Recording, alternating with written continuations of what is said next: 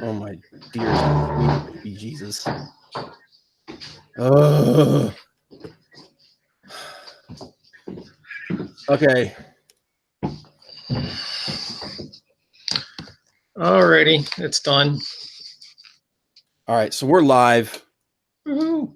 I went ahead and I went live while you were doing still did it because I knew it was going to take a while. Oh my God. Just in time. So yeah, I don't know what that was all about, but dude, all right. I don't know. I'm gonna have to do some more research and figure out why these things just keep giving us crap. But anyway, oh my God, this has been a hell of a week, dude. I am sick as a dog. Yeah, I was just going to ask if you're feeling well. You said you're feeling better, so yeah, I'm feeling infinitely better than I was. And why is my screen acting all weird with me showing? Why does it keep showing a screen within a screen within a screen within a screen?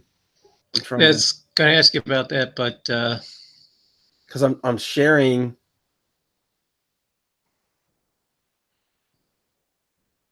Sharing. Okay. Why are you doing that? You shouldn't be doing that.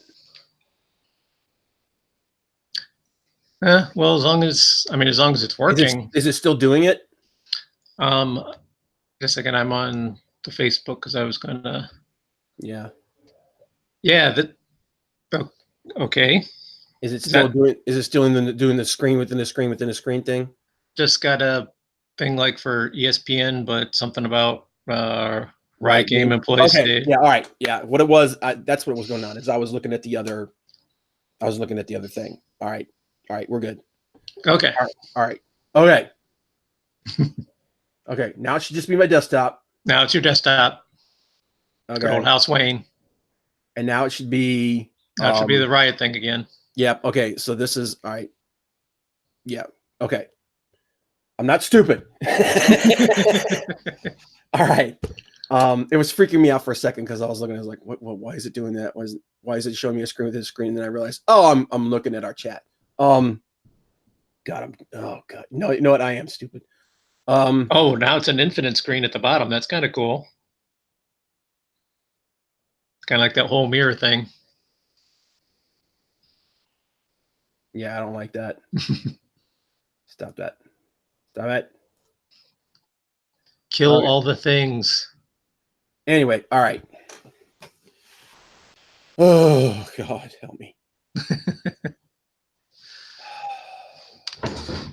Anyway, why this gives us crap every week? I don't know. I don't know, man. And honestly, at this point, I don't care as long as it works.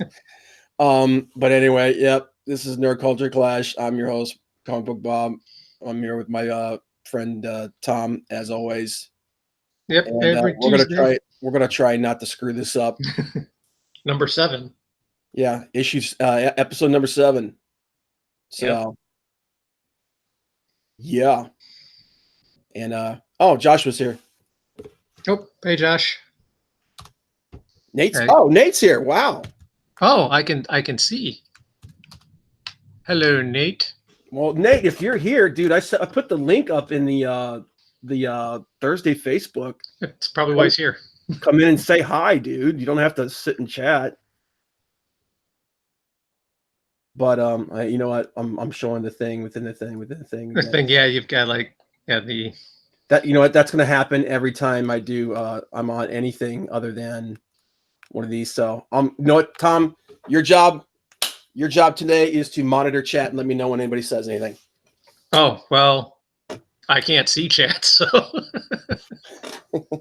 No, actually, I'm just going to open it up on my phone. That way I can see it without it causing problems, because that's what's causing all the problems. Okay. All right. Come here, you.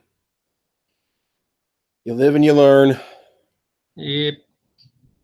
All right. My channel. There we go. And I just gotta live and you learn. Turn all the volume down. All right. Now I can look at chat. Okay. So just to real quick, a couple of things. I saw some interesting stuff that was going on, and being that we're going to be talking about our game and everything, the reason why I was looking at this Riot Games thing is they actually had an employee walkout today, and it was in a protest to forced arbitration. Now, before I go any further into this, for anybody that's going to be watching this later, I absolutely agree with the whole idea that forced arbitration is wrong. If you have an issue, if there's a legitimate problem at your workplace, you should have the right to take this to court if you want. Yeah. Forced arbitration, in my opinion, is wrong. However, some of the reasons for in this particular incident with Riot Games, some of the reasons why some of these people are doing the walkout, I think, are wrong. There are two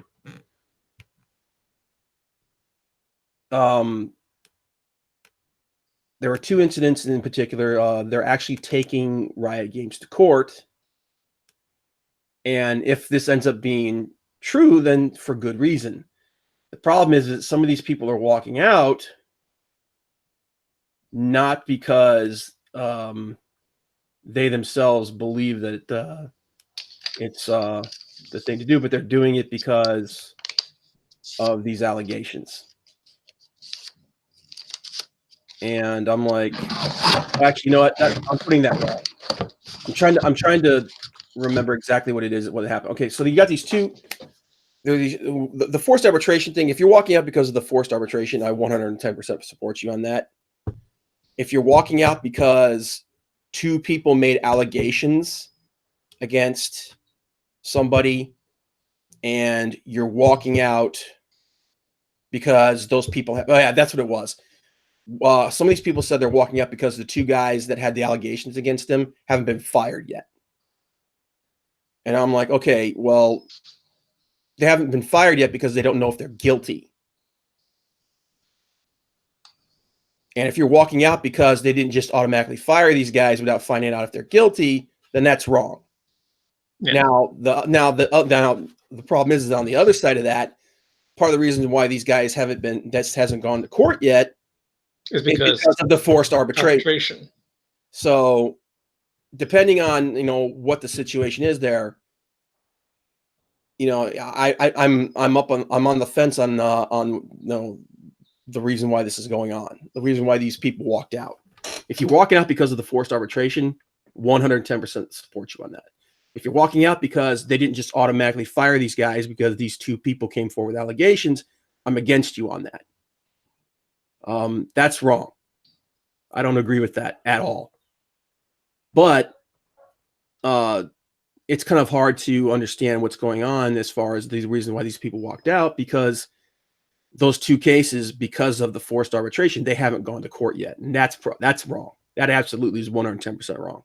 And if it ends up that those guys did do what they said, then they absolutely should be fired. And compensation should be given to these people. But it was an interesting thing because I saw people saying that they thought these people should be fired for walking out, and other people said that that they supported them for it and everything. And I actually, if they walked up because of the forced arbitration, 110% support them on that. So, because I don't give a crap what you sign when you take a job somewhere. You shouldn't be forced to give up your rights to protection. Unfortunately, that's what a lot of places do. Yeah. Well, and a lot of it too comes from the fact, you're talking about or even because they're not actually employed by the company, they are, quote, subcontractors. Therefore, you don't have the same legal thing as an employee. So that way the forced arbitration is just kind of like, yeah, this is your only option.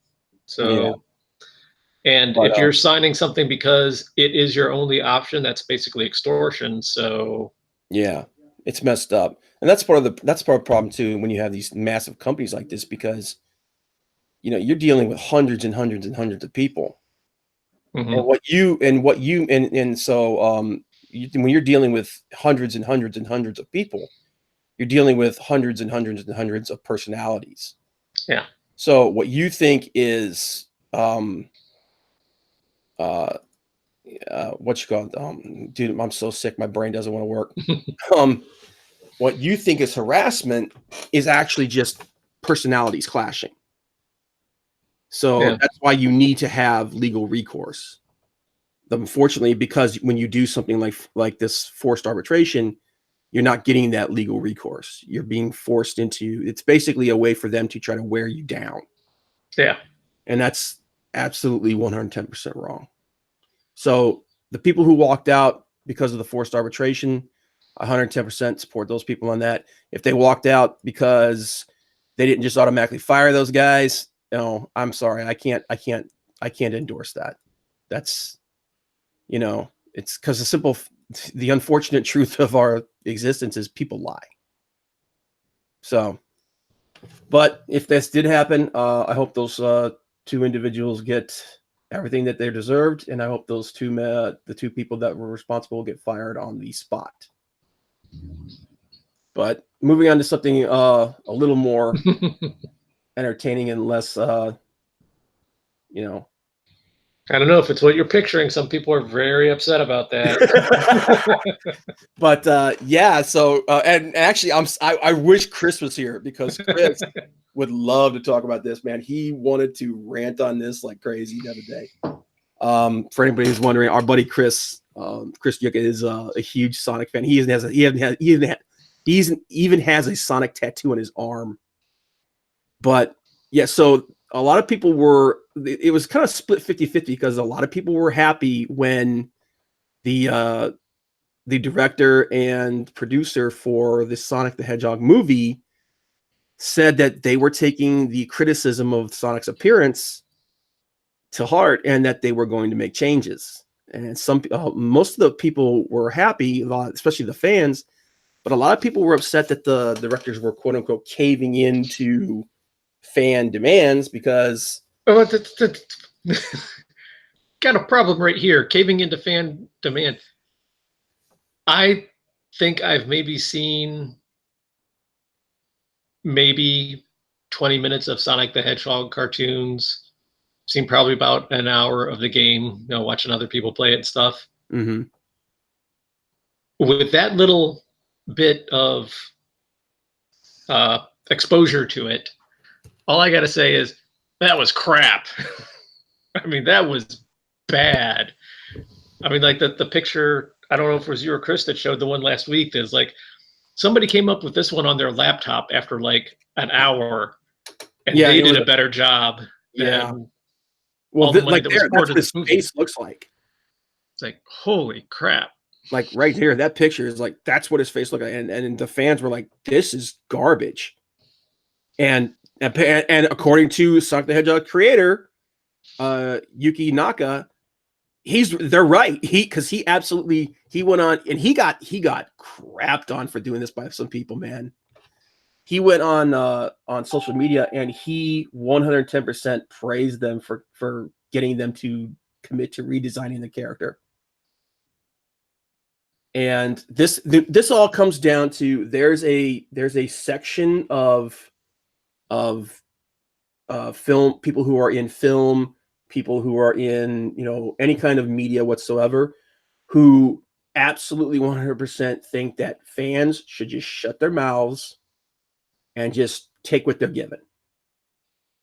And let's be fair here too. Some people who claim to be fans, they get on social media and they just crap all over people.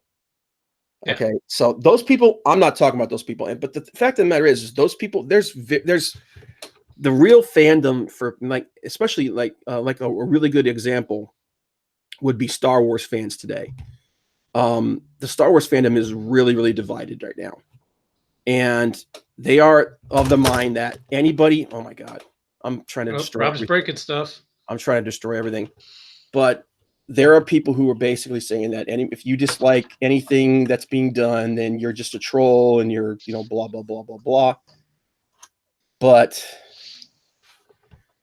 when the guy who created it comes out and says that, no, they're right, and the people who are involved actually take it to heart. They're trying to do what you're supposed to do, which is you're supposed to please your fans.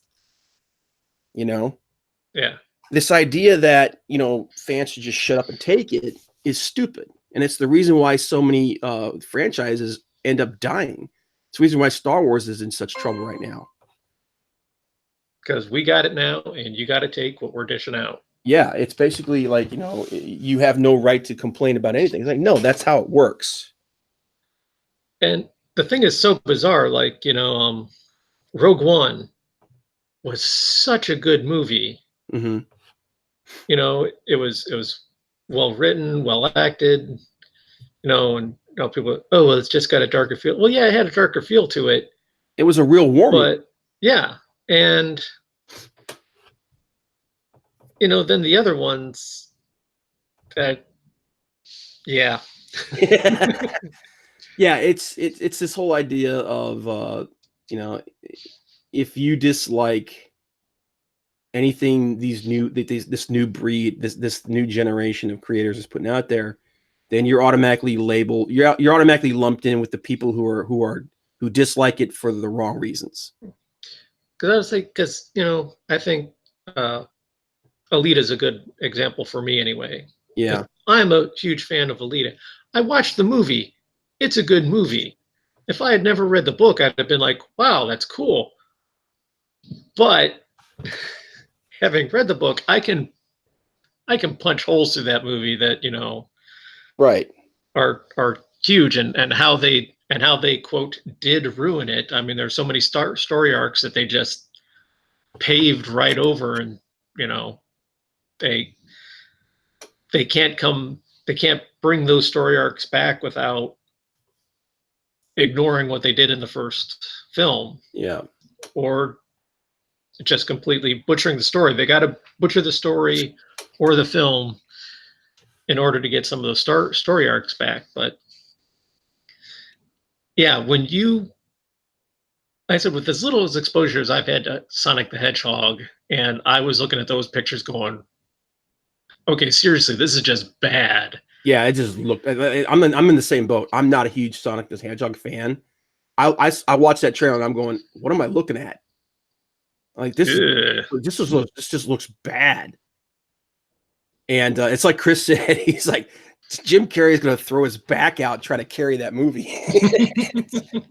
But and even he just looked weird to me as far as like because I know what Professor Egghead's supposed to look like. Yeah, and even he was just like, what is going on here? But no, this was just like another this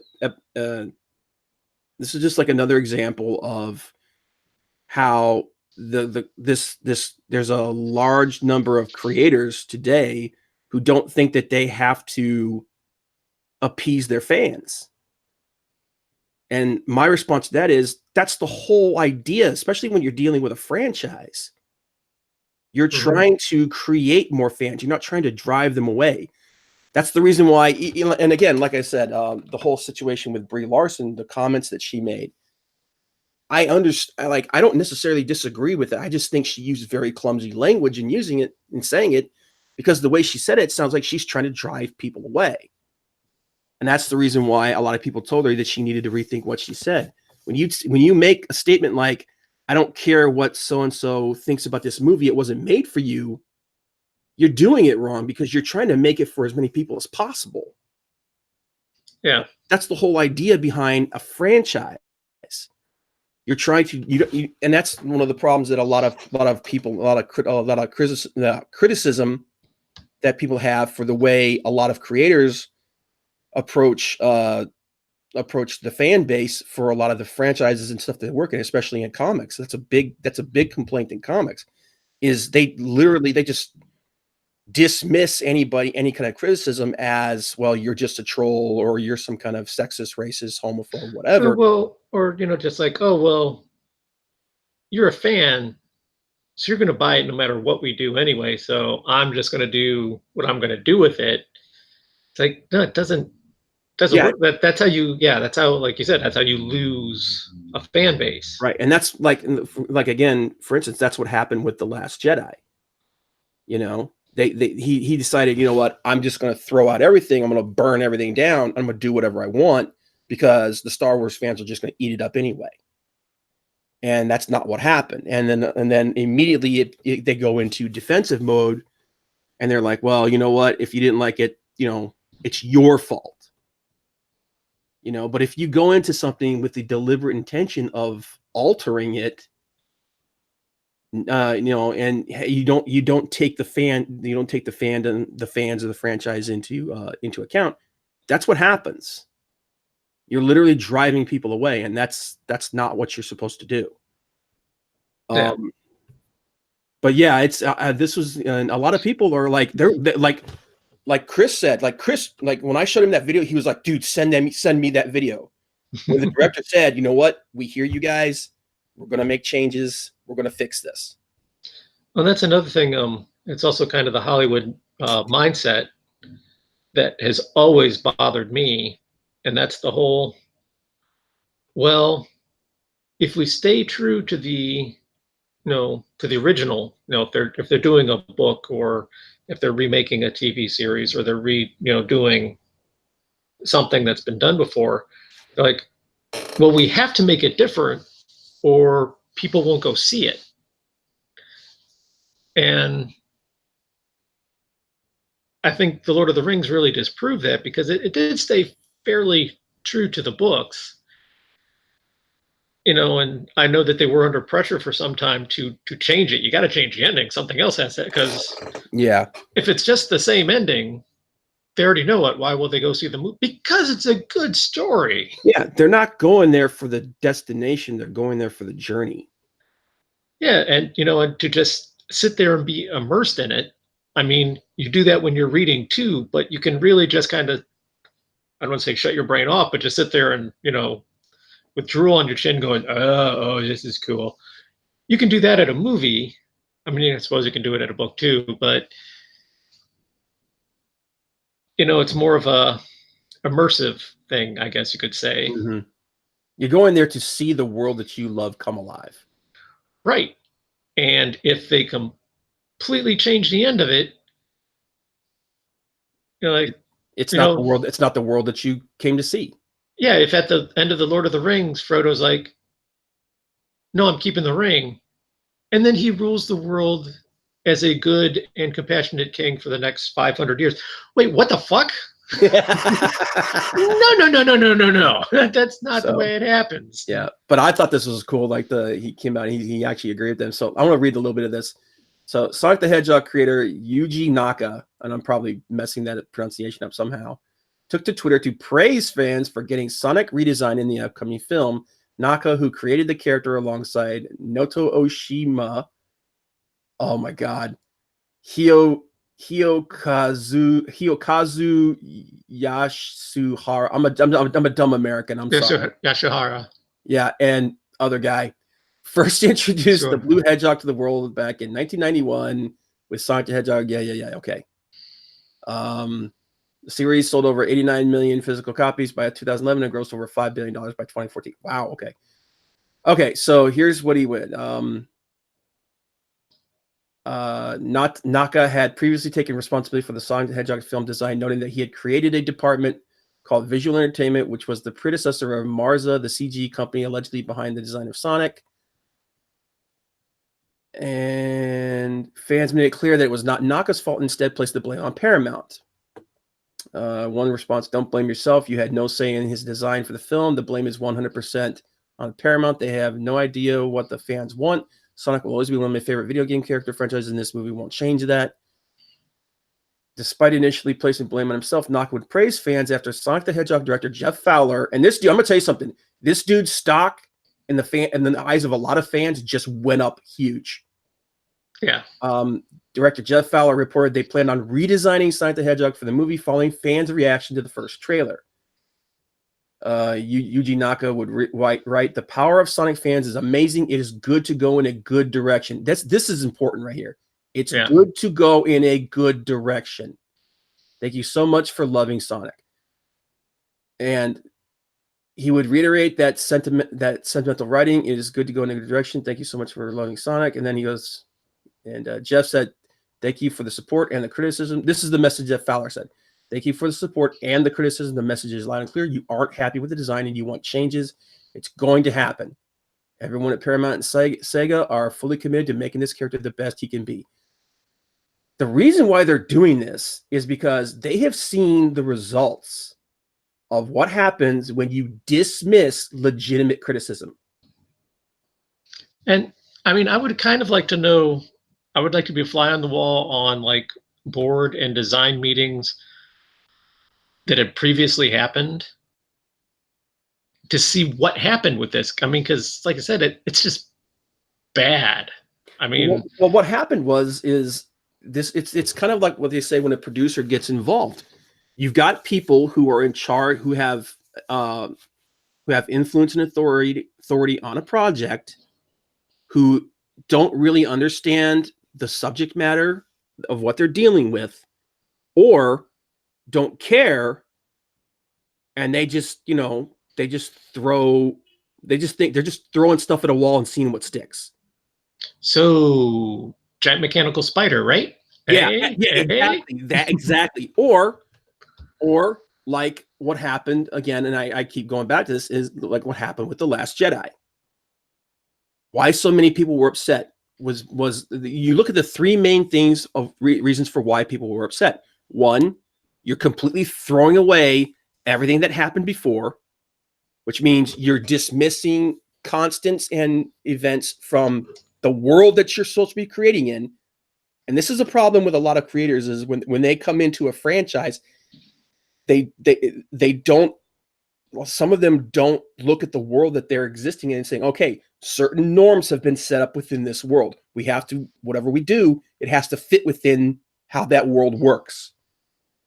Yeah. Okay. That was the first problem. The second problem is the dismissing of beloved characters and turning them into something that they weren't. Luke Skywalker, who is the ultimate optimist, like everything gets taken from him, everything gets destroyed. He literally finds out his dad is pretty much the space version of the devil, but he still believes he can save him. And in the end, he does. You take him and you turn him into the biggest, crankiest old pessimist in the universe. And you wonder why people disliked what you did. And then you've got new norms that are set up with these new characters. And instead of utilizing those new characters, you turn them into, and I'm talking specifically about Poe Dameron and Finn, and you turn them into background characters and comic relief. You take any kind of growth that you can build on from the first film and you chuck it out the window. And that's a problem that happens when, and it's just like, well, it's just like that story that Gene Roddenberry told when he first pitched, when he went to the producer at Paramount for his first idea for Star Trek: The Motion Picture that was written by Robert Heinlein. And Heinlein, he hated Hollywood, man. That dude absolutely abhorred Hollywood. But Roddenberry convinced him to help him write a story. And part of the story was the Enterprise was actually literally had the Enterprise crew meeting God. And one of the things that God did was God took them back to the beginning of the universe, or of being that claimed to be God. Yeah. And this producer chimes in. He goes, "Oh, hey, since they're going back to the beginning of the universe, can we do something with the Incans and the Mayans?" And Roddenberry's like, you could feel him getting angry. And he's like, "What?" He's like, "Why?" And the guy's like, "Well, I just read a book about the Incans and the Mayans, and it's really cool. And I think it'd be really cool if there was something about them there." He goes, "It's the beginning of the universe. They're not there. Nothing is there. It's the beginning of time." And the producer goes, "People won't know the difference." and then he just completely loses on the guy. He goes, "I'll know the difference." But that's the mentality of some of these people in Hollywood. And it goes back to what you said, that they'll just, it's Star Wars or it's Star Trek, whatever. They'll just eat it up. I want this, and I'm the one backing this. It's like, and so much of it seems like, okay, dude, you're producing this. Aren't you supposed to want to make money on this? Yeah. So why are you doing that? Oh, well, because I want to do it this way. I think it'll be neat. Aren't you supposed to want to make money? Because that's not what you're going for if you're doing this.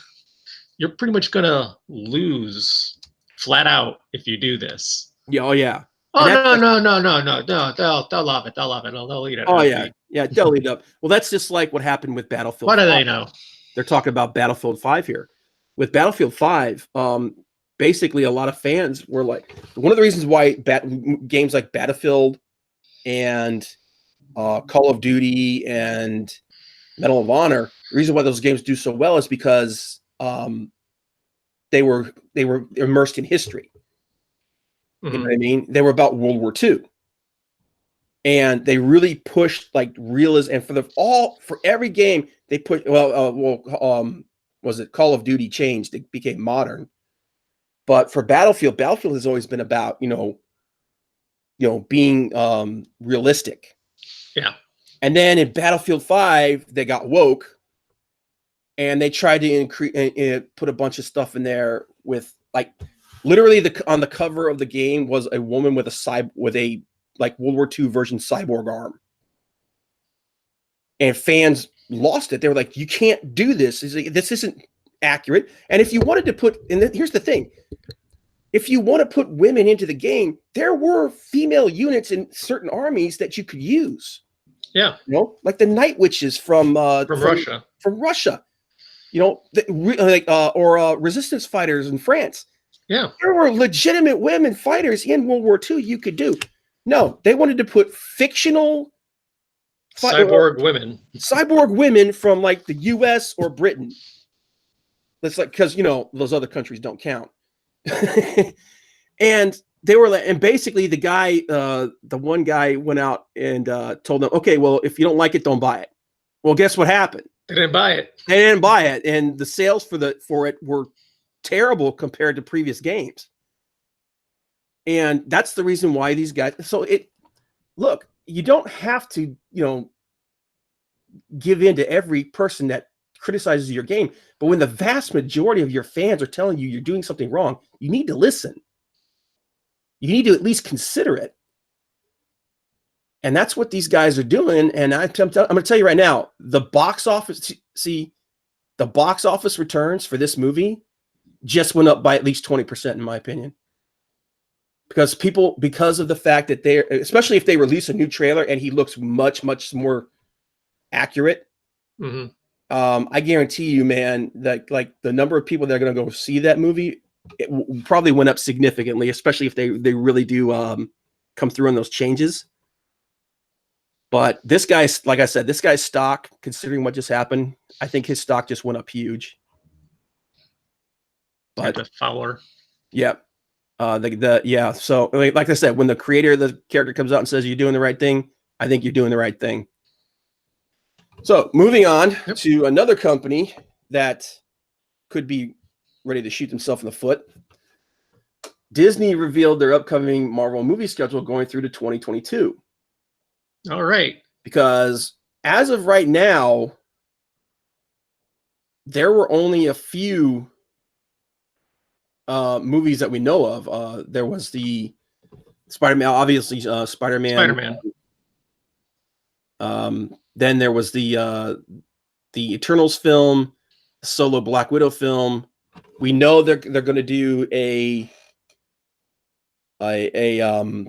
Doctor Strange 2. We just don't know when it was going to be, and Black Panther 2. We just don't know when it was going to be either. So 2020, the Marvel schedule has only 2 Marvel films on the docket. But interestingly enough, they also added the New Mutants.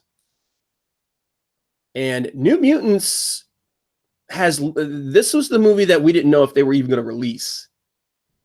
Because, is that the one it's been in the can for a while? Yeah, that's the one that was supposed to come out sometime. I think it was supposed to come out and the original release date was like Christmas of 2017. And then it got pushed back and then pushed back and pushed back. And then after the Fox Disney deal went through, it disappeared completely. And people didn't know if this thing was going to be released at all because according to reports, there were all kinds of problems on the film. There were extensive reshoots because initial test audiences hated it. Just all kinds of stuff, all kinds of problems. But according to Disney, they've released they've put out their release schedule for the MCU going forward. This is going to be one of the 3 Marvel films that is going to be coming out. Now, what I have a question is it going to be coming out under the Fox logo, or are they actually going to try and fold this into the MCU somehow? I don't think that's what's going to happen.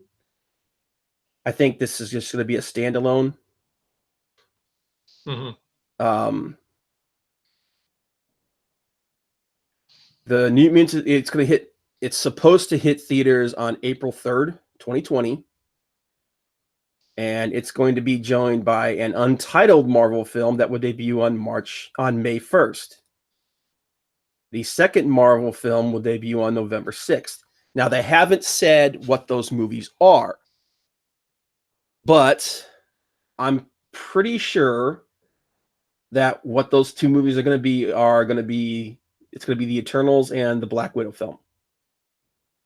So the 3 movies that is going to come out in 2020, I believe is going to be New Mutants, Eternals, and Black Widow. I think this is accurate. Now, 2021, they showed 3 Marvel films because when they showed the list, it was literally like 2020, New Mutants, and then Untitled Marvel film, Untitled Marvel film. And then it went 2021, Untitled Marvel film, Untitled Marvel film. They didn't say what movies these were going to be. Yeah. They just said, we're going to have movies in these years. So this one is saying that there's going to be 3 in 2021.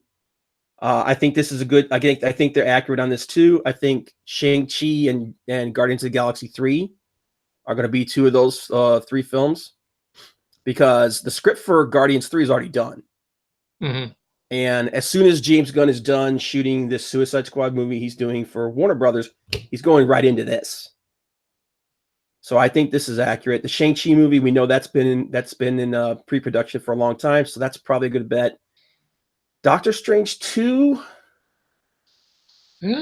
it's possible.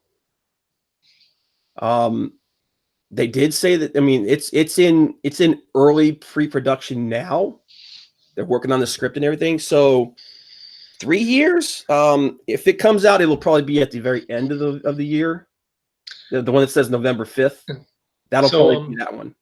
So do we know what their new story arc is going to be? Their new tie-in to everything, or no? Is it all still just set up? It's all right now. I think it's all just set up. I think right now, because they got so many of their toys back with the Fox merger, they're just basically swirling ideas around, trying to figure out where they want to go. I think these films, like the Eternals film, I think that's going to be a prequel. That's going to deal with how Thanos came to be. Like, the story that Thanos tells about what happened to their people and everything. I think that's what the Eternals film is going to be. But I also think the Eternals film is going to set up the possibility that the Eternals are still alive somewhere. But I think that's what the Eternals film is going to be. I think they're basing the Eternals film largely off of what we already know. We also know that the Black Widow movie is almost definitely going to be a prequel. Yeah. And so then going forward from these 3 films, though, I think they're going to start using other films to set things up. I don't know how they can. Well, I do know how they can use the Shang-Chi film to set something up. They can actually use Shang-Chi to set up some things for Doctor Strange 2. Because this character does tend to deal with supernatural things sometimes. I say, forgive my ignorance, but who is Shang-Chi? Shang-Chi is called the Master of Martial Arts. He's basically one of, if not the best hand-to-hand fighter in the entire Marvel universe. He's a guy who basically he's a master of every form of martial arts ever invented. He got skills. Yeah, he's got awesome skills. He's also kind of like he's also been like an agent of Shield. He did some. He also became like a detective for a while. He was originally created to be basically an analog for Bruce Lee back when Bruce Lee was popular. Okay. He even kind of looked like him when he first showed up. He was actually very stereotypical, to be honest, but in recent years they've really changed him up. And it could be cool. Like it could be cool if they went with a more like a little bit of a mix of the mystical that he's dealt with, because he also the same order that created the Iron Fist. He's trained with them, so he knows a lot of those mystical martial arts forms and stuff, which is the reason why I think him kind of hooking up with into the Doctor Strange world. Mm-hmm. I think that kind of fits. But who knows, man? At this point, we've got the cosmic pantheon coming. We've got all the magic going. Marvel Universe is getting ridiculously huge. So, but I think that's what but as far as this Doctor Strange 2 movie, I don't know, man. It's probably a good bet, but I'm not 100% sure if that's what that's going to be. It could be something else. It could be another movie that they're working on that they're going to throw in there for a new character, or it could be for 2021. It could be Black Panther 2. Yeah. I actually think that because they think Black Panther, the 2022 film, they think that Black Panther is going to be that's one of the movies that's going to debut in 2022. I think it's possible that that Doctor Strange 2 will be 2022, and Black Panther would be 2021. Because Black Panther was massive. Yeah. It was a huge, huge hit, and they want to capitalize on that as quickly as possible. So it's don't get me wrong, this may be accurate that Strange is going to be the 2021 film, but I wouldn't be surprised if Black Panther was in 2021 and Strange was in 2022. But either way, the other two I think they're coming.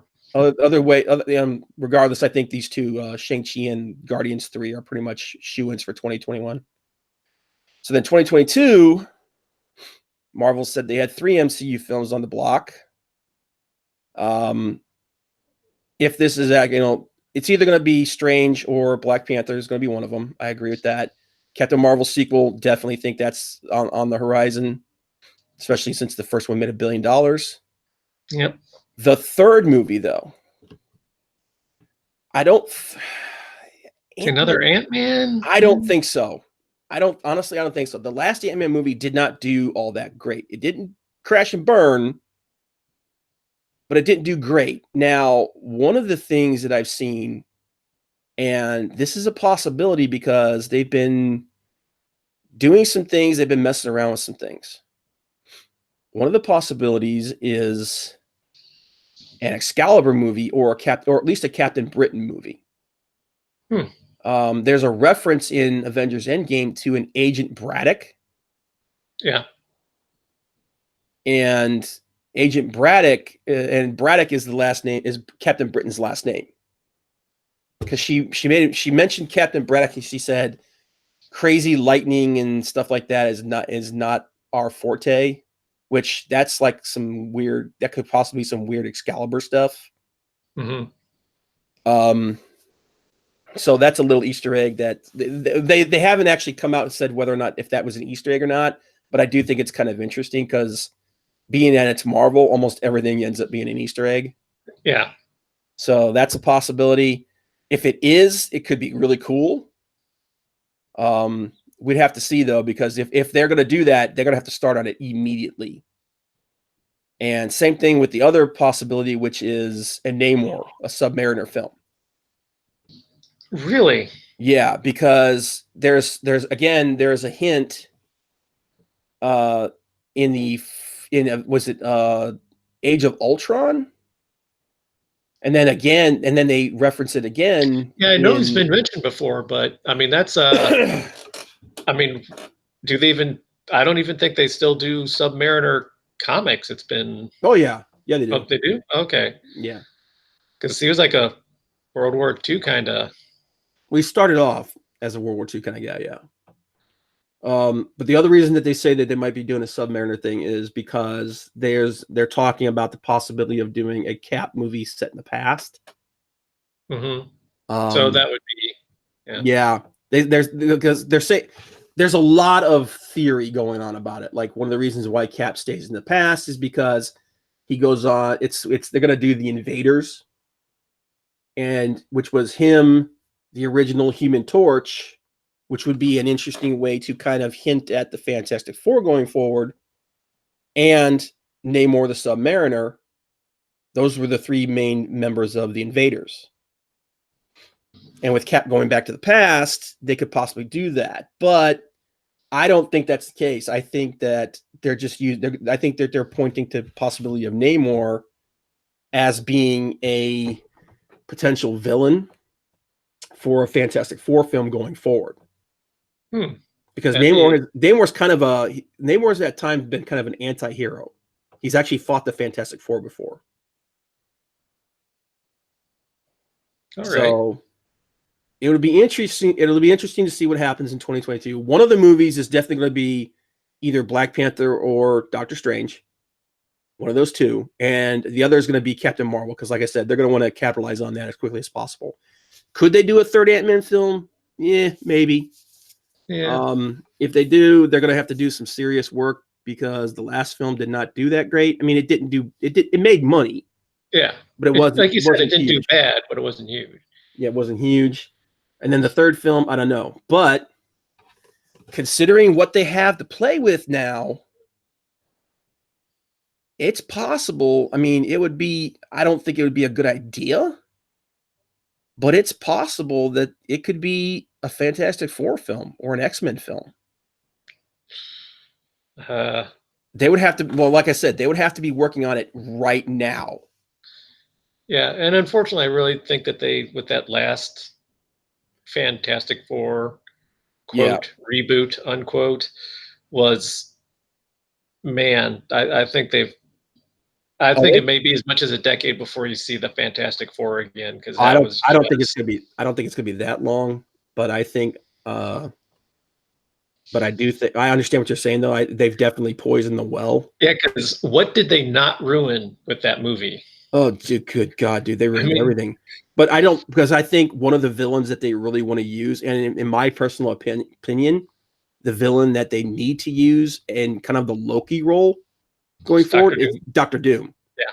That's a character that has a lot of crossover because he's actually one of Doctor Strange's rivals. Mm-hmm. You know, so Doom is a character that has a lot of mileage. And it's one that in fact, I wouldn't be surprised if they introduce him before they introduce the Fantastic Four. And in fact, if it were up to me, they would introduce him in the next Avengers film. And that's how you get to the Fantastic Four, is through that. Don't give the Fantastic Four their own film to begin with. Mm-hmm. You know, have them be part of the Avengers film that introduces all of that, because at this point, man, we don't need another Fantastic Four origin film. We just don't. Yeah, just ignore it, move on. Yeah. And they can also use that as a means to like I said, bring them in, and you don't have to do another origin film. Although you're going to have to do some kind of explanation as to how they got their powers and how this has not been a thing that anybody's talked about, but it's possible to do. I mean, nobody knew about Black Panther's powers or anything like that. Yeah, he was never mentioned until Winter Soldier. So Captain Marvel apparently has been around for 30 years and no one knew about it. So, well, she was only on Earth at one time. So yeah, that one time where she, they changed their own history and had it that she was the catalyst for everything. But anyway, yeah, that's that's on their slate. So it's interesting. So we've got between 2021 and 2022, we got 6 Marvel films, and then we got 2 MCU films and 1 in 2020. But like I said, man, 2019, we got nothing after Spider-Man. After Spider-Man. This is surprising to me though, because 2020, originally, until they made this announcement, there was nothing, and I was really surprised by that. But obviously, they're like, yeah, we can't go that long without an MCU film. So yeah, but I'm pretty sure that either Eternals or Black Widow is going to be the next one we see. Well, hopefully they go in with a plan. You know, a nice overall arcing plot, story, twist, whatever. But I mean, you can make a couple movies that are just, they don't have to be the summer blockbuster every year. You know, do some nice setup films, you know, establish the new characters that you want to use, you know, in the next phase or whatever they're calling it. Hey, Tom. So, yeah. Yeah, you're failing at your job. What am I doing? You're not looking at the chat. We had 2 more people come in. I can't see the chat. I don't have chat. There's no chat on my No, screen. dude. Open up a side window. I have a chat available. There's nothing in it. No, not in Hangouts, dude. Go to like my channel and go to our live stream and look at the chat there. That's what I meant. Thanks for telling me how to do that, Rob. I'm flying blind here. Okay. But Dillard Draws is in here. I appreciate that. Thanks for being here, man. Bethany, appreciate you guys being here too. I'm sorry that we completely missed your guys' comments. At least I got an excuse. I'm sick. You had one job, man. But okay, so moving on to the rest of the announcement, because Disney is like, you know, we're in charge of everything. They announced their plans for their new Star Wars movies going through to 2026, which basically means that their statement that Star Wars was going away for a while was a complete, absolute, and total BS lie. So they announced 5 new movies. And it's weird because they're saying, when they said it was going away for a while, I was thinking we're not going to get any Star Wars films for at least, you know, 3 or 4 years, you know, 3, 4, maybe even 5 years. You know what I mean? That's what I took that as, especially since they're doing so much TV stuff. Oh, I got the chat now. But apparently, yeah, they're like, it's like, you suck. But apparently, it's only going away for 2 years. They're only going to do like a 2-year break, which like, oh, that's not going away, man. That's just taking a break. That's almost how long it was between the last trilogy film. So I'm like, you're not taking a break. You're doing what you've already been doing. But yeah, so it'll be 2 years before the next film, even though it was 2 years before. It's been 2 years between trilogy films. Well, Solo came out. Oh yeah. And in the year between, so which technically, whatever, man. Anyway, so and Dylan thinks you belong on a bigger channel. Yeah, well, I'd like to be on a bigger channel. Well, tweet it out. Tell everybody, man. Get me some more subscribers. Invite me over to your channels and stuff when you're doing things. I don't have anything to do. But not Thursday night. He's busy Thursday nights. Yeah, well, you know. Which we got to talk about that too. Yeah. But the thing that is interesting to me is they're talking about doing a couple of standalone films, but they're also talking about doing Rian Johnson's trilogy. And in fact, Rian Johnson's trilogy is scheduled for 2023. So the guy who basically broke Star Wars is still getting his freaking new trilogy. Huh. So we're getting films from the two guys who are the producers for Game of Thrones, David Benioff and D.B. Weiss, which I'm actually interested in that. The problem is now they're saying that the two of them are going to hook up with Rian Johnson, and they're going to be working very closely with each other. So that means that whatever movies that they do are going to fit into Rian Johnson's trilogy. And immediately I'm going, ooh.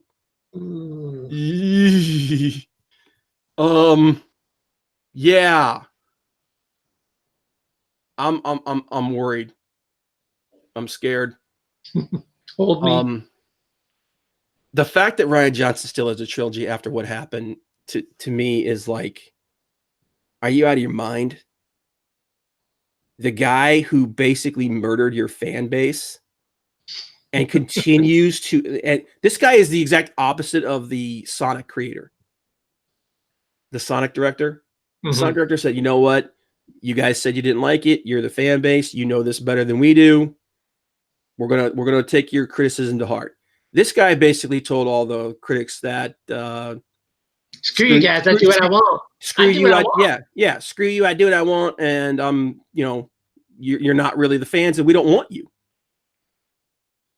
And they're still giving this guy a trilogy, and it sounds like from this, I have to do some more research on this, but it sounds like they're making the two Game of Thrones guys work with him to help build his franchise, or to whatever movies that they do are going to have to support Rian Johnson's franchise. And yes, Bethany, you're correct. What was the question? Oh, that statement says they don't care about the fans. Oh, yeah. And like we said earlier, that's where you make your money. That's what you're supposed to be doing. Yeah, it's just, I don't understand that mentality. I really don't. I mean, I could. Hello, Rob? Rob, did you die? Hello? Well, Rob? I think Rob's gone. I can see stuff.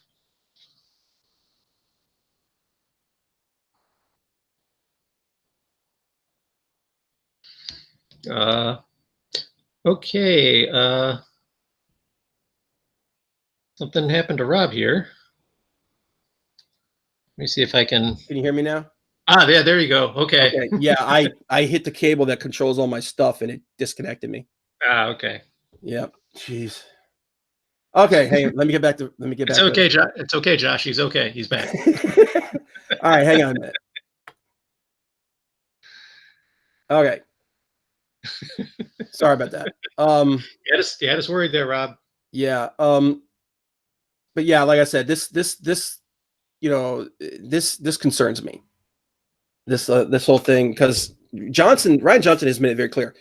He doesn't care about the fans. He doesn't care what they think. He doesn't care what they want. But even worse than that, he doesn't care about the work that's been done before him. And that's you're stepping into something. This isn't like, Star Wars isn't something that just started 5 years ago. And you're like, okay, well, we can still play around with it. It's, it's not set in stone or anything. Yeah. And that's the problem with people like Rian Johnson. Like, I've seen some of Rian Johnson's work before. Some of his movies are pretty interesting. Looper's an interesting film. The problem is when you're dealing with a franchise, especially one as long lasting and as rich as Star Wars, your creative vision comes secondary to the person who created it before you. Okay? Whatever you make has to fit into that world. Yeah. And if you come in and you decide you're going to burn it all down, you're setting yourself up for failure. Yeah. The only reason The Last Jedi made as much money as it did is because everybody in the world went to see it opening day. After the first week, the drop off for that film was massive. So, and that's the problem. So, and that's the thing. When you bring in creators for these franchises, they have to, whatever they do has to fit into the world that they're creating. But it's my vision. No, it's somebody else's vision. You're coming into it. Yeah, exactly. Your vision comes secondary to the vision of the person who created it. You know, it's like we talked about with Lord of the Rings. The reason why Peter Jackson was the perfect director for that movie, for that series, is because he put his vision last. Mm-hmm. He put Tolkien's vision first, and that's why it worked. So, yeah, but I saw this and I'm like, oh, geez, God, Ethan's gonna have a field day with this. I really want to see him do a thing about this. Or was it the High Council? I'm sure they're gonna talk about this either tonight or tomorrow. At some point, they're gonna talk about this, but that's gonna be interesting to see them just absolutely lose their minds on this. Because I was really looking forward to Benioff and Weiss, their take on Star Wars. But yeah, oh boy, and it's not the thing that gets me the most about this whole thing is Star Wars is going away for a while. Yeah, it's going away for 2 years, just like it did between the last two films. We've waited longer. Yeah, but moving on to something more interesting. David S. Goyer has been attached to the new Hellraiser reboot. And that's got me going, this could be good, because I don't know, did you see the last quote unquote soft reboot that they did for Hellraiser? No. It was bad. Until just now, I didn't know they did one. Yeah, it was bad. It was with a completely different actor for Pinhead. Mm-hmm. It was really, really bad. But the interesting about this, though, is that Goyer has been friends with Clive Barker, for a really long time. Apparently, according to this, they've been friends for like 30 years. So, one, this is a person who really, really likes the source material, the material, the person that made it, but the material itself. So, right off the bat, this is just like we were talking about with Peter Jackson. This is someone who looks at the material and goes, I really want to treat this material well. Yeah. So this is going to be interesting. So this could be good. Like every time I hear them talk about like a reboot for anything. Yeah, I'm like, oh God. Yeah. You know, but this is, I read this and I was like, you know what? I'm actually kind of like, I'm looking forward to this. Like another example, like an example of a reboot that made me go, I don't know about that, is the Chucky reboot, the Child's Play reboot. Mm-hmm. I read that, and some people, I'm one of those people that's in the I don't know about this side of this argument, because some people are like, no, dude, them going with a technological instead of a supernatural element to it, it could be really cool, and they're right, it could be really cool. But I don't know if it's gonna feel the same way.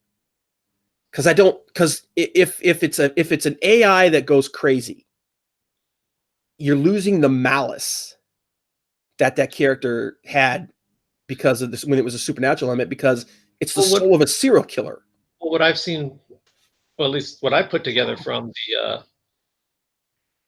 the trailer I saw, was that it's the same story. He's still being possessed, but he just has more power now because the doll is an interactive doll and can connect to basically anything that's connected to the internet. So, okay, so are they still doing a supernatural element to it? I think so. I think he is still possessed. Okay, they're just going with possession via technology or something? Oh, the doll is still being possessed, but the doll has the extra updated technology.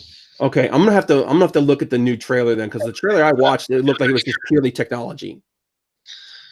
I'm not sure, but that's what I kind of got off of it. But then again, I may not have been paying that close of attention. Yeah, I'll have to go back and look at it. But no, the idea that a friend of Clive Barker's and a writer and a director that's as good as David S. Goyer is, because he's really good. He's really good. Like he's done a lot of good stuff. Like he wrote The Dark Knight, the second of the Batman film, the latest Batman trilogy, which in my opinion is the absolute best of them. He also wrote Batman Begins. He wrote Blade, the original Blade, Blade 2. Now he has done some crap. He wrote Blade 3. He wrote was it one of the Ghost Rider movies? Yeah, Ghost Rider Spirit of Vengeance. So he's had some misses, but then again, just because he wrote them doesn't mean that that's what they did everything that he wanted them to do. Yeah. You know, I know for a fact that in Blade Trinity, a lot of what he wrote in that movie didn't even make it into the movie because the director and Wesley Snipes were constantly fighting with each other. Mm. And some things Snipes didn't want to do, some things that, the director didn't want to do. Same thing for Batman versus Superman. There was a lot of things that he wrote into Batman versus Superman that Zack Snyder changed, stuff like that. So just because those things suck doesn't mean it was necessarily his fault. But he's done more good than he's done bad. And especially with considering that this is his friend, and he's probably going to consult Barker on this constantly. So I have a lot of hope for this. I think this is going to be one of the few remakes that actually measures up. At least I hope it is. It could end up being that they both went completely crazy and it just ends up sucking. Yeah. But oh my just God. Always hope. Yeah, I just let this be one of the remakes that doesn't suck, because the original Hellraiser is one of my favorite horror films of all time. And it's because it's such a messed up story. Oh my God. That entire world. Barker is really good at making stuff that's really, really just messes with your head. It's really creepy stuff. Like the novel version for the movie. Remember the movie Nightbreed? Yeah. The novel version of that, the book Cabal, is way more creepy and messed up than that movie was. And that movie had some really interesting stuff in it. Like, yeah, it did. What's his name? The director who was also the bad guy with the creepy mask. Yeah. And his name is escaping me right now because my brain doesn't want to work. But like this could end up being either really, really good or it could just absolutely crash and burn. But I'm thinking this is going to end up being pretty cool. Okay, so for anybody who doesn't know, Tom and me are part of a game group, and we meet every Thursday. And by the way, I don't do segues, so haven't done a segue my whole life. So, but yeah, we're part of a tabletop role-playing game group. We meet every Thursday, and one of the game that we're playing right now is called Rippers. We thought we'd talk about the game that we're playing right now, and we would talk about the game that we're getting ready to go into. So right now we're playing this game called Rippers. Tom, do you want to tell them what Rippers is like? Okay, Rippers is set in, is it 1883, I believe? Yeah, it's during the Victorian era. Yeah, Victorian era. Mostly based in England. I mean, you could be from anywhere. And it's really interesting playing, Victorian / Edwardian sort of society is what you're dealing with. So it's not like what we have, nowadays. It's a much more structured, especially being English society, being much more structured. There's certain people you don't talk to and they don't talk to you, kind of thing. But let's see. Van Helsing is the leader of the Rippers, more or less, along with oh God, what's it? The Harkers. Yeah, the Harkers. Mina Harker and Jonathan Harker. Yeah. And since we're playing the campaign that's out of the book, I don't want to talk about the campaign per se and what has happened.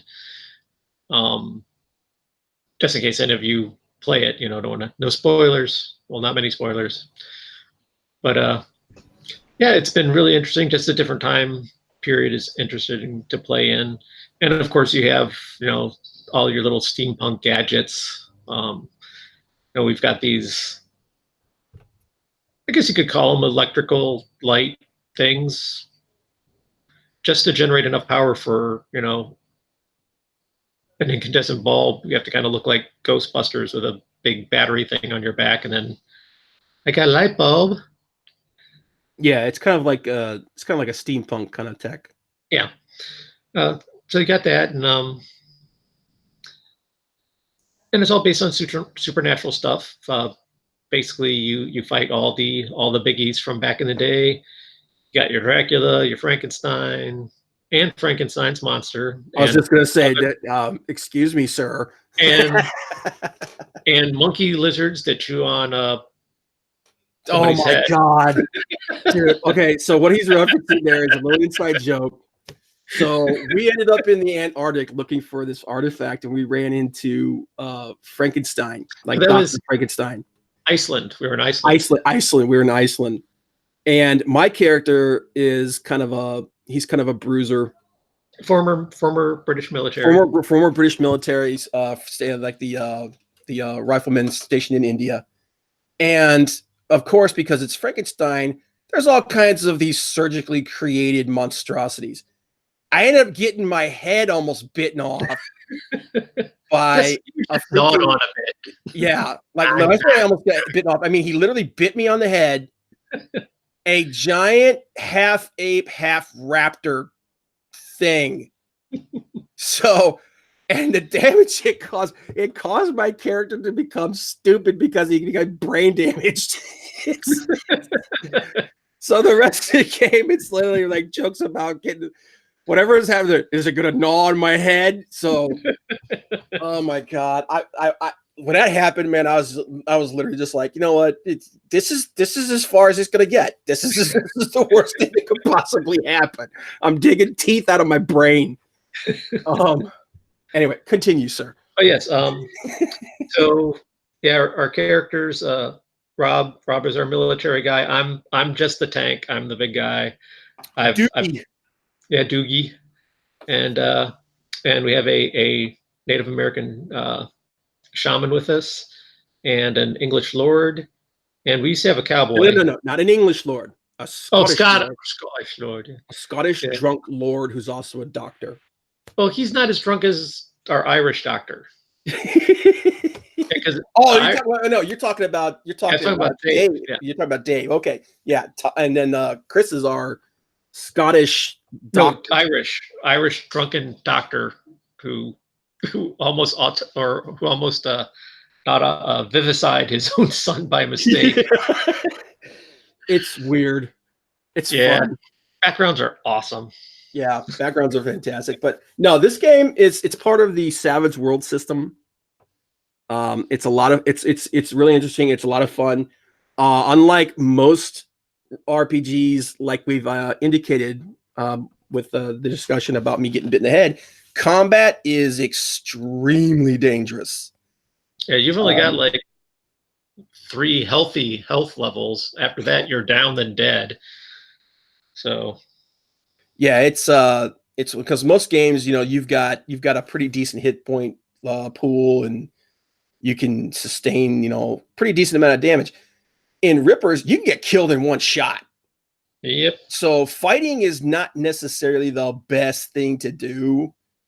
If you can get away with, not fighting, it's probably not a bad idea. But then again, at the same time, though, the combat system doesn't feel like it's you have to completely avoid it. You do have advantages and disadvantages that help you mitigate certain things. It's one of the combat system in this game is the thing that really intrigues me the most. Yeah, it's an interesting system. Yeah. It's a dice based system. As your skill goes up, you just use different dice. You start at D4, go to D6, D8, D10, D12, then D12 plus whatever. Plus whatever, yeah. Yeah. But the story that we are currently playing in has almost come to an end. Yeah. And the game that we are getting ready to step into is Mutant and Masterminds. Mutants and Masterminds, the world's greatest superhero RPG, according to the website. Well, it's Which, one of the few. by the way, if you go to this website, you can actually download the Mutants and Masterminds Quick Starter and the Deluxe Heroes Handbook. Oh. Yeah, they made some of their stuff free to. You can just go grab it. If Cool. like, it's not the whole book. It's not everything that like all the stuff that we have, but it's enough to like if you want to if you just want to try out the game, this is here's what you need to try it out. Yep. But and this is also a cool system. This is the best. I'm sorry, I didn't mean to talk over you. A little daunting, a little confusing when you first start because of the way your powers work and interact with each other. But yeah, it is in the end a good system. It's also a system that doesn't have hit points per se, but you just make you take damage and then you take a threshold check, and depending on how much you lose the threshold check by, you start taking minuses, and then once you actually completely blow it, then you fall unconscious. But it's overall a good system. I really like the Mutants and Masterminds. Yeah, it's to me this is one of the best superhero systems out there, because any power you want to make, you can make it. And on top of that, it's one of the few superhero systems that I've made a character for that I've actually played. Because usually by the time you make a character, you're like, this is dumb. Well, that's because the only system we used to use before was Champions.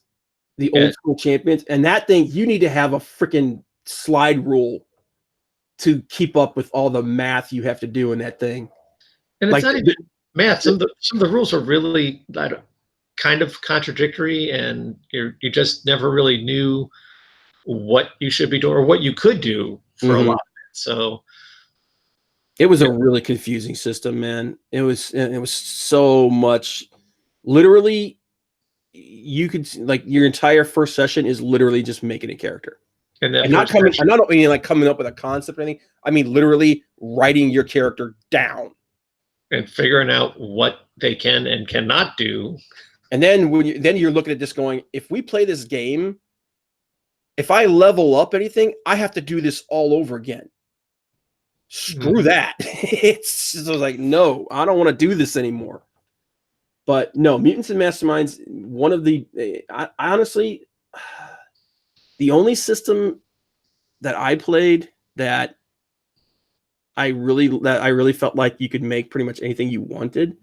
There's only two other systems. That was the GURPS system. Yeah, GURPS. I mean, literally, GURPS is any system you want. Yeah. And that system and the Marvel superheroes system. Which, by the way, Chester Bubsy is actually running a Marvel superheroes game on his channel. So if you guys want to see how that works, go to Chester's channel and check that out. I think they're up to 3 sessions, 3 or 4. I'm not sure. But Chester's also looking to do a vampire game. So I'm actually thinking about maybe doing that, even though vampire's not my favorite system. Also, which version is he doing? I'm not sure. I don't think he's doing the current one. Okay, good, because what I've seen of that, everybody I talked to said the current system is awful. Yeah. But and another thing too, man, is I looked at the current system, the new vampire, the World of Darkness system. Who's doing the artwork for that? I don't know. It looks awful compared to what it used to be.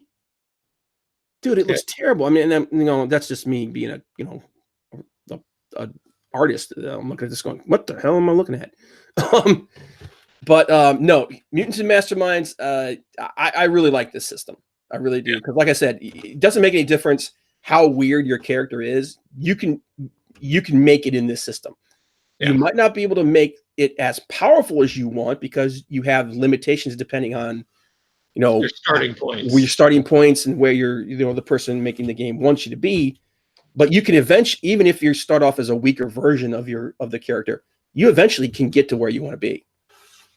Yep. So And this is the system. This is the game we're actually going to be playing next. Yep. And I don't know what character I'm going to play. I have no idea. It's kind of up in the air. What we're going to do is we're just going to do quick backgrounds for our characters. You're not starting off with powers. You know, it's the whole thing where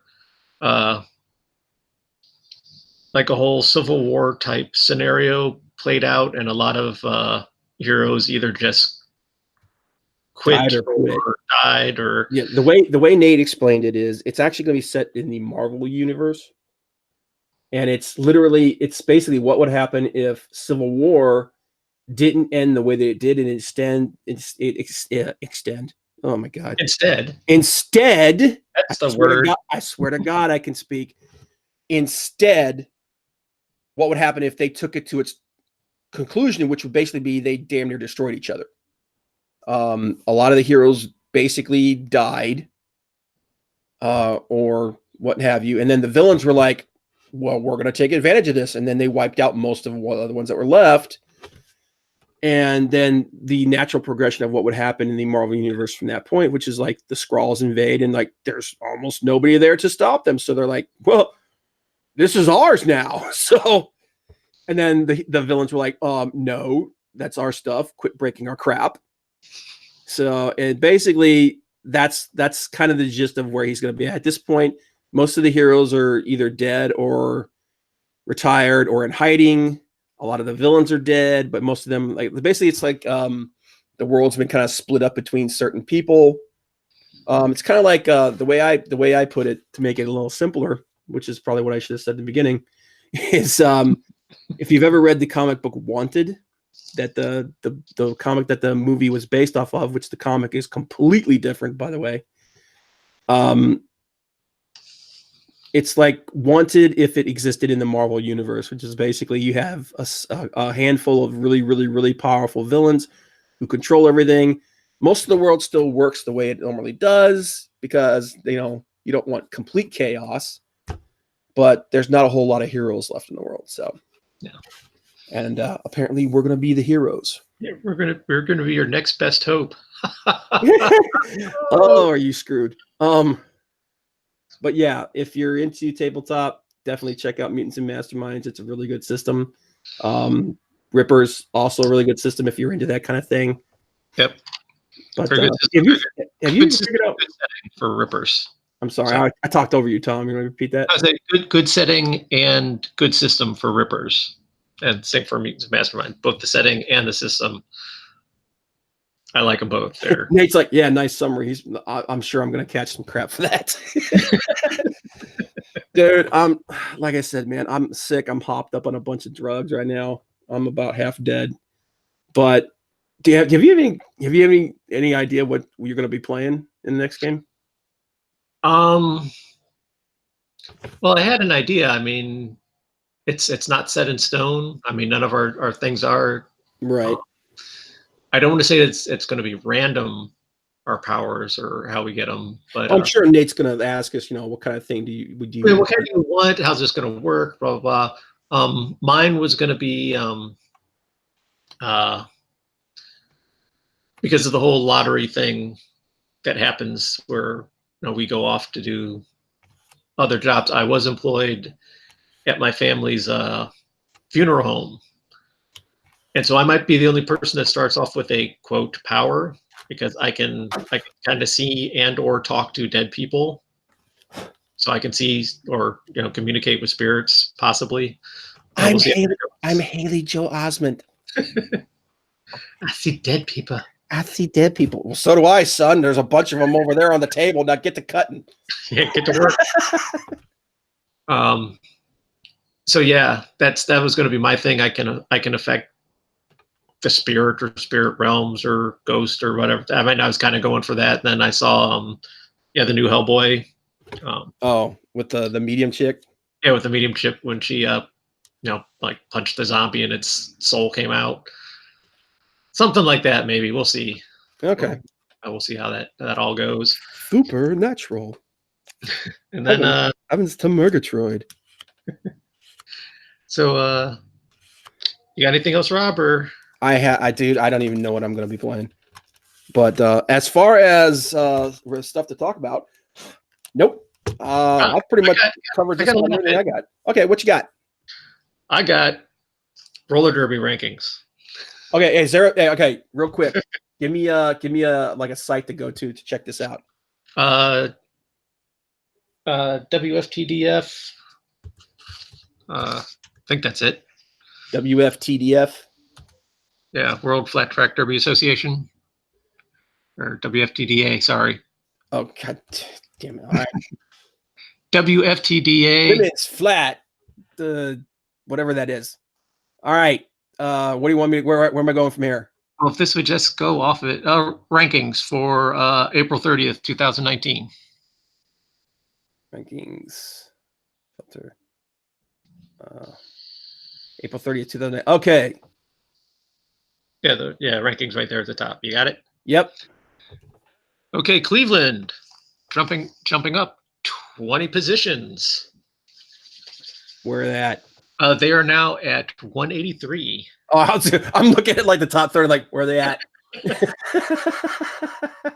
There's somewhere between 350 and 400 teams. Okay, here you go. Burning River Roller Derby. They jumped up 20 positions. Okay, that's a pretty good jump. That was a pretty good jump. And also Little Steel is right above them. That's Youngstown. Oh, so there's more than one team in Ohio? Oh, yeah, there's in the Cleveland area, I mean. Well, Cleveland area. I mean, if you're considering Youngstown, Cleveland area, then there's because I mean, Youngstown's like right next door. Well, then so is Toledo. No, dude, Youngstown is a lot further Youngstown is a lot closer to Cleveland than Toledo.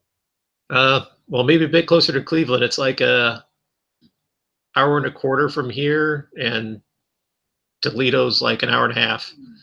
Yeah, from us going in the opposite direction. So from Cleveland, Toledo would be like 2.5 hours. But Toledo's like 2 tops from downtown. Anyway, whatever, man. Anyway, yeah. But yeah, if you're going with that, yeah, there's Toledo, there's Cleveland, there's Akron, Youngstown, Central Ohio, Columbus, Dayton, Athens, Ohio River Valley. And then there's another, in Cincinnati. And there's at least one other team that is looking to get sanctioned. So. Okay, let's look through here and see if we can find some of the really cool names. Well, because some of the names that you've shown me are like insane. Well, those are player names, but the team names are okay. Some of them are a little. I thought, wasn't there one that you showed me? It was like that was the team name, and I was like, that's insane. Could have been. I don't know. But the one that I thought was kind of amazing is the Western Australian Roller Derby. They're rated at 169. They jumped up 80 spots. That's a hell of a jump. Yeah, I see one right here. They jumped up 40. And then the Buddy Pines Derby Dames. And then Antwerp, who I got to meet. Antwerp, like Belgium. You're Antwerp? Yeah, Belgium. Yeah. Really? Yeah, I got to meet them when I went up to the Siege of New York a couple weeks ago. They actually were able to come over here? Yeah. Holy crap! Well, I've met them. I've met the team from Dublin. The team from I've met Berlin, Paris. Wow. I'm Brisbane, Australia. So literally the other side of the planet from where we are. So this stuff is actually like, as far as like its fan base and everything, it's actually pretty healthy then. Yeah, not too shabby. Okay. But anyways, yeah, they jumped up 80 spots. That was well, that was the Australian one. But yeah, Antwerp jumped up 35 spots. Yeah, Nate took yeah, Matilda and Tilda, Nate came. I was gonna say took Tilda to a game recently, didn't he? Yeah, they showed up. Had a couple people from work show up, and they were kind of funny because they were like, "That was more violent than we were expecting." I was wondering if he took her there. I was like, "Oh, look at the oh my God, they're trying to kill each other." Although, thank God, nobody got hurt at that game. A ref had to sit out for concussion protocol for a little bit, but That's interesting. Yeah. Oh wow, look at this. France. Spain. Yeah. Wow, this is Cairo has a team. How does Cairo have a team? Aren't they all like? Well, no, Egypt's not quite as bad as other Middle Eastern countries. Yeah, because as soon as you said that, I'm like, wait a minute, like a roller team in burqas, man, come on. Well, yes, some of them do have burqas. They're not the full burqas. They're the kind of like. I was gonna say, dude, I'm thinking like the stereotypical full black robe. No. It's just kind of a head covering. Okay, that's sports aerodynamic thing. It's. I get you. And the first time I saw that, it was they have a Facebook page. They're like the Cairo Derby dolls or something like that. But actually, they're doing a fundraiser right now to fly down to South Africa to play down there, I think, in a tournament. Well, that's cool, man. Anything, you know what? Anything that promotes that kind of like, inclusion across the world. That's pretty cool. I like that. Yep. And then this weekend, got a men's game this weekend. So yeah, got to be there for that. And then the weekend after that is another women's game with this weekend's the Guardians. That's the men's team in Cleveland. And then Burning River again the week after that on the 18th. Yeah. And by the way, anybody that's listening to this now or later on, I fully realize that what I was thinking was wrong. It's what pops into your brain. I mean, I fully like, yeah, I know that, that's not a nice thing to think or anything like that, but it's like, I can't help what pops into your head. So, but yeah, cool. Check it out. I will probably at some point try to sneak it in a little bit in everyone. Dude, you can talk about whatever you want on here. I don't care. I mean, I've had someone, I was on another, like I said, I was on another stream and some dude was talking about having a problem taking a dump. So it's this is a stream of thought. It goes where it goes. Yeah, it goes where it goes. Which including taking a dump. I'm surprised we didn't talk about Godzilla. All right. Oh, wait. I got to bring that up for a second because a guy at work told me, he's like, the soundtrack is out now. And he's like, it's on YouTube. Go listen to it. I went and I listened to it. And the song that he said was on there, I couldn't find it. It's like over an hour long. And I'm like, because he said there's a cover of the Blue Oyster Cult. Dude, if that's got to be in the movie somewhere. I listened to the soundtrack. I didn't hear it anywhere. Well, even if it's not in the soundtrack, some point in the movie, that's got to be like somebody has to be listening to that in the background or something. Like even that, yeah. Like that was one of the things I thought I was really surprised wasn't in the last movie. It was like, how do you not do that? But I don't want to go look up the soundtrack, even though I love listening to movie soundtracks and stuff. Like that's my favorite kind of music to listen to is stuff like epic soundtracks and things like that. I don't want to look at it because a lot of times if you look at the title of the songs in a soundtrack, it has spoilers in it. Oh, I don't know if this has the titles of the song. I just turned it on and let it play. And it had no breakdown in it. It was just okay. It was just all one stream. Yeah. Okay. Well, that's not so bad. How was it? It was okay. It's actually, I think, kind of more like a throwback to the old guy. Because like I have, I want to say it's the original King of the Monsters. What was the Destroy All Monsters? I think I have the soundtrack CD for, and a lot of it sounds alike. There's a lot of repetition in it. Yeah, Akira. Oh my God, I actually spelled it right. I'm so proud of myself. Akira Ifukube is the guy who did the original score for Godzilla. Wow, God dang, I'm happy. But does it kind of sound like they have like elements of his score in there or something? No. If you've seen any of the soundtrack or any of the previews, that same kind of music that's in the background, it's just kind of that. Slight variations on it. Some are short little snippets. Some are longer versions of it. They have just It's the same sound throughout the whole movie. I thought, you know what? I thought it would be really cool if they just did like a variation of the Godzilla March. I love the Godzilla March. Dude, I used to have that as my ringtone. Well, I have it. That's part of the whole, like I said, the original Godzilla movies. Yeah, that Godzilla March, there was a variation of it in all of them. Oh, yeah. And that's kind of what this, I think it's kind of a throwback to, because it's very, I guess, repetitive, you could say, but it's very much the same thing. Yeah. Not Dude, a lot of variation in it. Do you know how crazy, how fans would absolutely lose their minds if at some point in that movie that friggin' march comes up, and like even like a variation of it that march comes up, every friggin' Godzilla fan would completely lose their mind. Think this is the best thing ever. Yeah, I mean, if that was like when somebody's ringtone on their phone. Oh yeah, even that, man. Because like, what was it? Chris was telling me how in the last Final Fantasy video game, the Final Fantasy 15, how one of the characters has the victory music from Final Fantasy 7 as his ringtone on his phone. And if I guess if he's the guy who delivers the final blow in a battle, he kind of sings. He goes, dun, dun, dun, dun, dun, dun, dun, dun. You know, he said fans lost their minds over that. It's like, if fans lost their minds over that, if something as iconic as the Godzilla March shows up in an actual Godzilla movie, you talk, dude, I would be giggling like a little schoolgirl.